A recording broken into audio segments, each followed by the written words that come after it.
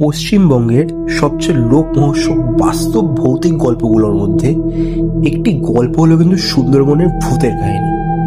সুন্দরবন একটি বিশাল ম্যানগ্রোভ অরণ্য অঞ্চল। তার ঘন জঙ্গল, হিংস্র বাঘ এবং রহস্যময় পরিবেশের জন্য কিন্তু পরিচিত। স্থানীয়রা প্রায় চুড়েল নামে এক নারী প্রেত আত্মার উপস্থিতি বলে, যে পুরুষদের জঙ্গলে প্রলুব্ধ করার জন্য সুন্দর নারীর বেশে আবির্ভূত হয়।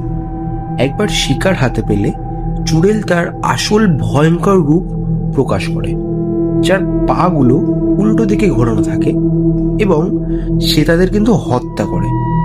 বিশ্বাস করা হয় যে এই ভৌতিক ঘটনার উৎস হলো কিছু মর্মান্তিক বাস্তব ঘটনা, যেখানে এই অঞ্চলের নারীরা সন্তান প্রসবের সময় বা রহস্যজনক পরিস্থিতিতে মারা গিয়েছিল, যা পুরুষদের